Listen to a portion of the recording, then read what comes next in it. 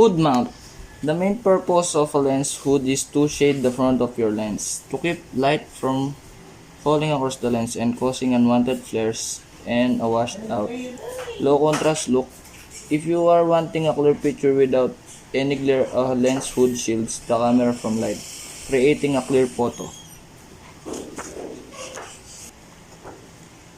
Filter thread.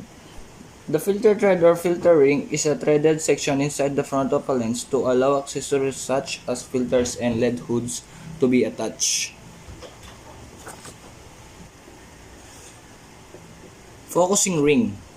This is a section of the lens that rotates to allow the photographer to focus the image. For manual focus, you will turn the ring until the image comes into focus. The focus ring is usually marked with guide numbers showing how far a subject is when it is focused.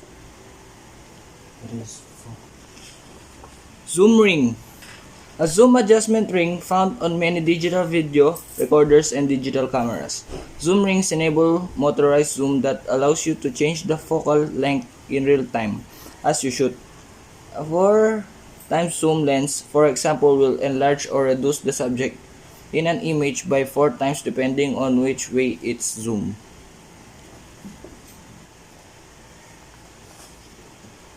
Focus mode switch.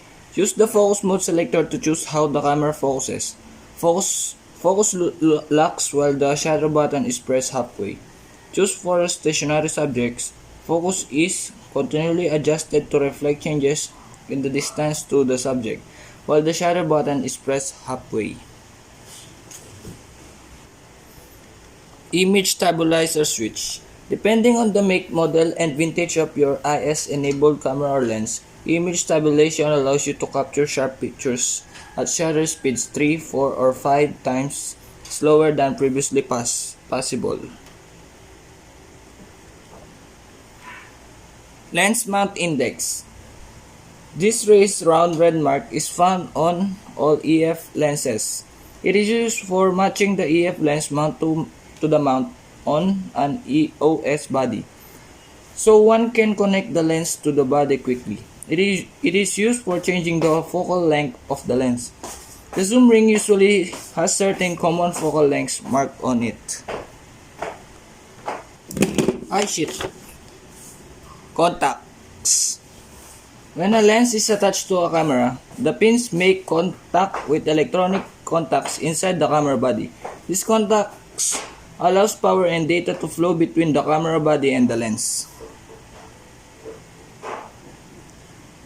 Zoom position index. The zoom functions can be used to enlarge a screen segment in order to see detailed information better.